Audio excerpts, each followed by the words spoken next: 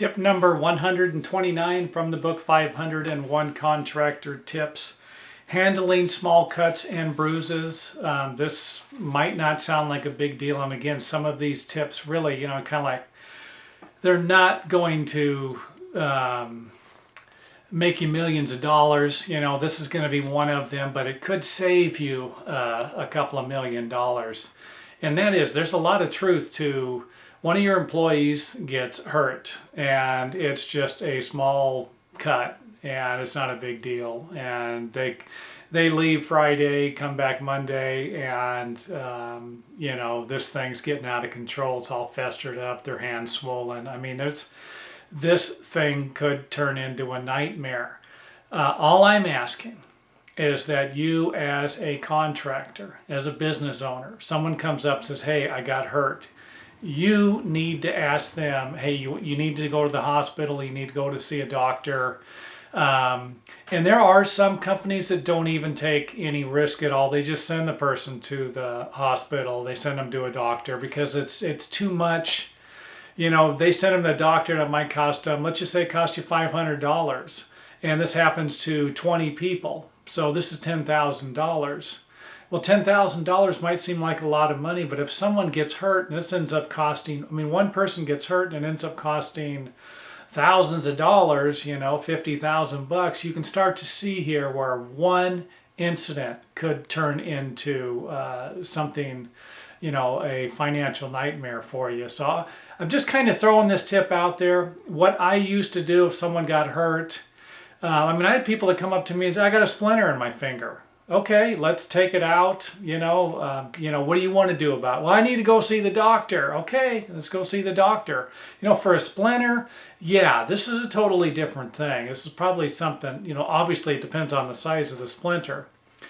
And just to give you an idea about, I remember one incident that happened where I had a guy come up. He was probably about 23 years old, and he had a little splinter in his finger. I couldn't even see it. Well, obviously it was in there. He was complaining about it. He wasn't the kind of person that just wanted to complain and go home. That wasn't him. And so I had one of the other guys look at it and get it out. And I got it out. It was real small, and it's okay. So I the next day when he comes back, how's your hand? It's feeling better. 2 or 3 days later, how's your hand? Let me look at it. Hey, it feels great, and you're done with it. This isn't something. Now, if he comes back, in a week or a couple of days or a month and says, hey, my hand hurts. Now it's probably time to get him to a doctor, and then of course, advise your employees, hey, if you get hurt and you get a splinter and we take it out, or you take it out, and, a few days later, your finger starts to hurt, I need to know. You need to let your employees, you need to let them know that they need to let you know if there's a problem. And then, of course, you as an employer had better do something about it. I've seen some all sorts of stuff happen in this business. Now, when I told you about this guy with the splinter, that within 2 or 3 minutes, we're standing out there looking at his splinter, me and another guy. And we heard this loud noise in one of our containers where we were storing our lumber and our tools. And this other guy comes out. He's about 65 years old. And his glasses are kind of tweaked a little bit. And he's got a cut up here. And he's apologizing to me for ruining the storage bin. I says, hey, are you okay? Yeah, I'm fine. He says, but the lumber's all messed. I said, hey, that's not...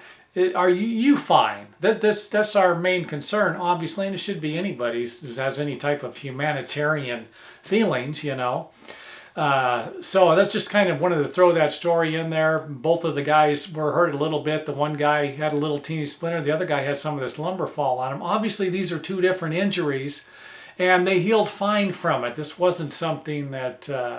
turned out to be, a medical emergency or a nightmare. But at the same time, I had a guy one time cut his finger with a saw, and I asked him what he wanted to do, and he says, I need to go to the emergency. Off we go. Now it was a cut that needed stitches. I think he needed about 6 or 7 stitches. And he went back to work the next day. He fixed his finger. So this again, this wasn't a major, and when I say major, this wasn't, but it could have been.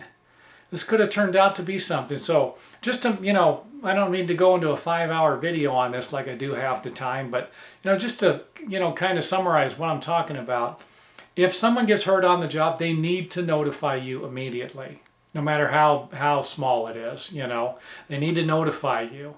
If and then of course it's going to be your responsibility and their responsibility to monitor the injury, and not let this thing get out of control. So I mean, you guys, I've heard so many stories where some guy gets hit, runs into something, hits his head on something. A few days later, they're dead.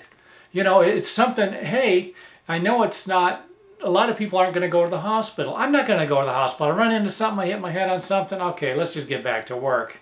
How many times have I done this? I've cut my fingers. I've cut, driven nails, with the nail guns. I've shot myself in the hand, shot myself in the foot. I mean, I never went to the hospital or the doctor with that stuff. And but I did monitor these injuries. And if they would have got worse, I would have went to the hospital. And I know this doesn't have anything to do with construction, but one time I actually got bit by a cat. The cat bit me on the hand right here. Sunk his teeth. I really didn't think anything of it. Within 2 or 3 days, my hand is swelling up, and I'm still not thinking much about it. But my wife reminded me of someone at her work who got bit by a cat, didn't go in to do anything about it. It ended up in the hospital.